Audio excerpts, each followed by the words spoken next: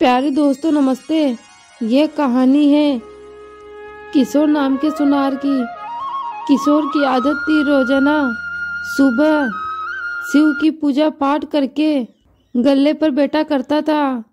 वो रोज भगवान की पूजा पाठ तो करता था, लेकिन कभी गरीब मंदों की मदद नहीं किया करता था।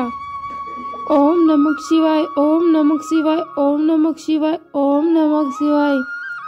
सेठ जी, मुझे भूख लगी है, थोड़े पैसे दे दो, मैं कुछ खा लूंगा। सेठ बोलता है, चल हट यहाँ से, रोजाना दिमाग खराब करने सुबह सुबह आ जाता है। बस दुकान खोलने की देर है, इन भीख मंगों की लाइन लग जाती है। वो भिखारी वहां से खाली हाथ ही लौट गया। तभी किशोर का एक दोस्त आ गया। क्या बात है किशोर, तू इतने गुस्से में क्यों है? क्या करूं यार, दुकान खोली नहीं और भिखारी मांगने आ गए। ये बाजार में हर समय भिखारी घूमते रहते हैं, मैं इनसे बहुत ही परेशान हूँ। चल छोड़ गुस्सा, कोई बात नहीं, चल एक कप चाय पिला यार। हाँ हाँ, अभी मंगवाता हूँ। किशोर अपने दोस्त के लिए चाय मंगवा लेता है। अब भगवान सिंह कर तो बड़े ही भोले भाले हैं, वह अपने भक्त को गलत रास्ते पर नहीं जाने देते।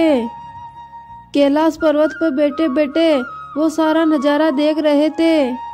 माता पार्वती बोली, क्या हुआ भोलेनाथ, आप मंद मंद क्यों मुस्कुरा रहे हो? देवी पार्वती, वो देखो मेरा भगत किशोर, वो मन से मेरी पूजा पाठ बहुत करता है, लेकिन वो ये नहीं जानता मेरी असली पूजा तो गरीब और बेसहारा लोगों की सहायता करने में है, क्योंकि धरती के प्रत्येक प्राणी में मेरा वास है। अभी कुछ देर पहले ही उसने एक जरूरत बंदे को अपने द्वार से खाली हाथ लौटा दिया है। भोलेनाथ की बात सुन के माता पार्वती बोली, फिर तो प्रभु आपके भगत को आप सही रास्ते पर लाना ही होगा। देवी पार्वती, मैं अपने भक्त किशोर की दुकान पर अवश्य जाऊंगा, देखते हैं वो मेरे को पहचान पाता है या नहीं। भगवान शिव एक भिखारी का वेश बना लेते हैं और किशोर की दुकान के पास पहुंचते हैं। किशोर उस समय दुकान पर भोलेनाथ की पूजा ही कर रहा था। हे महादेव, मैं रोज आपकी पूजा पाठ करता हूँ, सच्चे मन से आपका नाम लेता हूँ, फिर भी आप मुझे कभी दर्शन नहीं देते। प्रभु मेरी इच्छा है कि आप मुझे दर्शन दो, मैं दर्शन पाना चाहता हूँ प्रभु।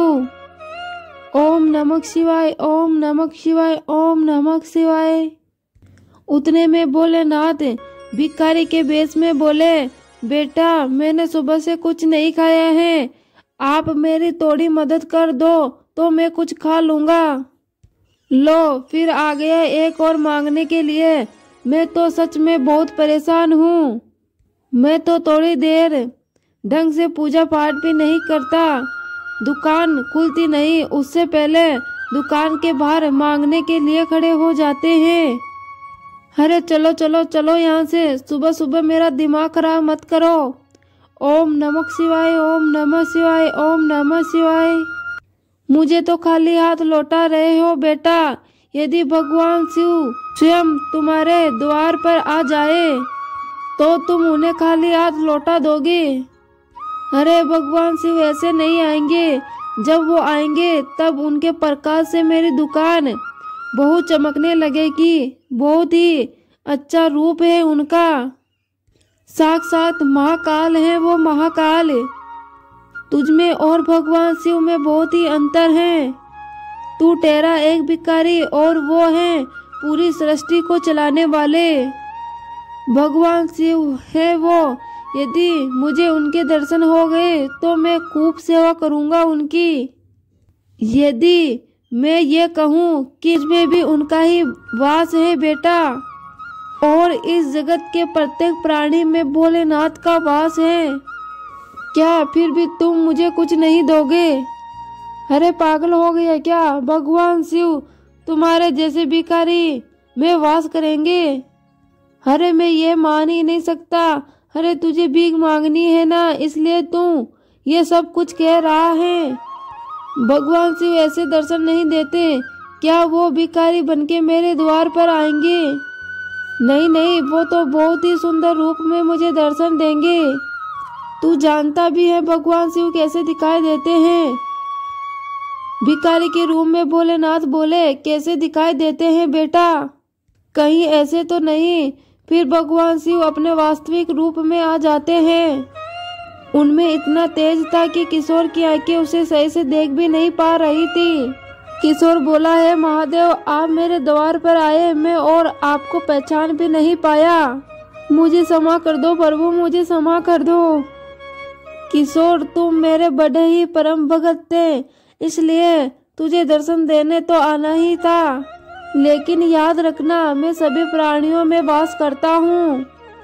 मेरा अनंत स्वरूप प्रत्येक प्राणी में विद्यमान है, इसलिए सभी प्राणियों का आदर करो। भूखे को भोजन खिलाओ, प्यासे को पानी पिलाओ, दान पुण्य करो, पशु और पक्षियों को दाना डालो, सदैव दूसरों की भलाई करो, तभी तुझे मेरी पूजा का फल प्राप्त होगा।